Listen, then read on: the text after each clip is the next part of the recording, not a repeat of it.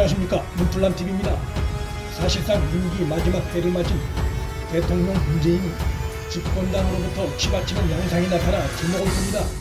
당대표인 이낙연이 수감 중인 두 전직 대통령 사면을 문재인에게 건의하겠다고 밝혔는데, 청와대도 집권당 내부도 적극적인 동의와는 거리가 먼 반응을 보이고 있다는 점에서 이낙연이 이 같은 발언은 문재인이 레임덕에 접어들었음을 보여주는 하나의 시그널이 될 수 있습니다.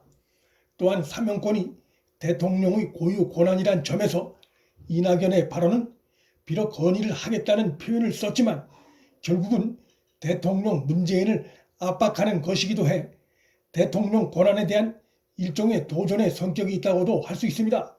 따라서 국정 지지도, 집권당 지지도가 하락세를 보이고 있는 가운데 나온 이 같은 발언은 집권 세력 내부에서 문재인의 레임덕 양상이 벌어지고 있음을 보여주는 측면이라 할 수 있습니다. 문재인과 친문을 의식해온 이낙연의 그간의 행보를 감안하면 그가 느닷없이 불쑥 사면론을 꺼냈다기보다 두 전직 대통령 사면 관련해 문재인에게 어떤 형식이든 자신의 의견 개진은 했을 것으로 보이고, 다만 그와 관련해 청와대나 여당 내부에서 나오는 반응을 봤을 때 문재인과 충분한 논의를 했다거나 합의를 이룬 수준은 아닌 것으로 보입니다. 그런 점에서 이낙연의 행동은 먼저 말을 던져놓고 구체적 논의는 추후에 하겠다는 것으로서 자신의 대권 지지도가 안정적이었다면 이낙연이 이런 모험보다는 문재인과의 관계를 안정적으로 가져갔을 가능성이 높다는 점에서 이번에 그의 발언은 대통령 국정 운영에 대한 일종의 시비의 성격을 드러낸 측면도 있습니다.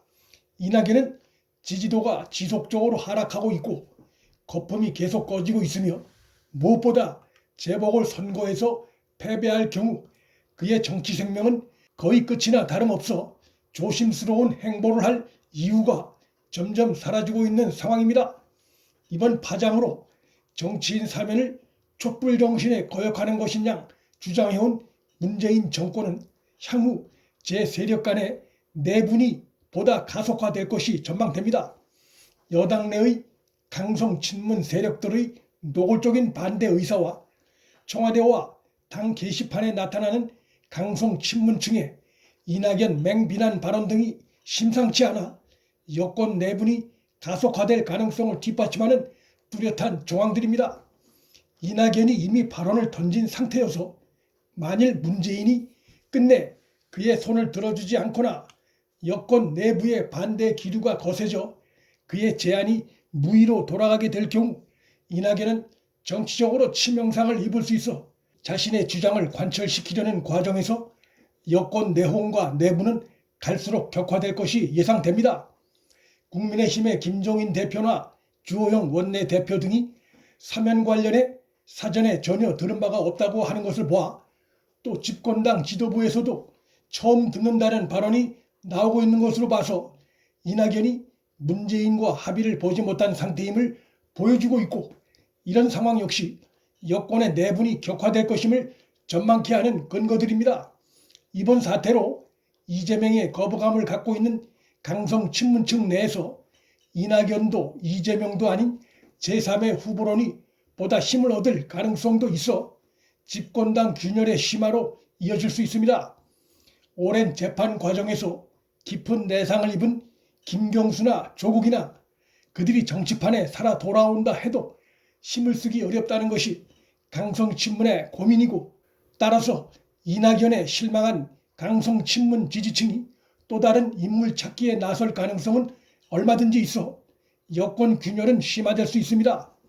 최근 문재인의 국정 지지도가 호남에서도 하락하는 모양새를 보이고 있고, 그와 함께 이낙연 지지도도 하락하고 있다는 점에서 만일 대통령 문재인이 친문 강성 지지층의 뜻을 따라 호남 주자의 성격이 있는 이낙연의 제안을 거부할 경우 그것이 호남에서의 국정 지지도 추가 하락 현상으로 이어질 수 있다는 점이 문재인으로선 고민이 될 수 있고, 그로 인해 섣불리 결론을 못 내리면서 여권 내부의 혼란과 내용은 격화될 수 있습니다.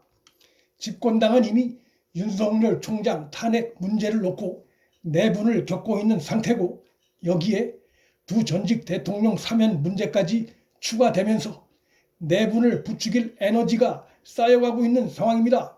상황이 심할 경우 당이 쪼개질 가능성도 배제할 수 없습니다.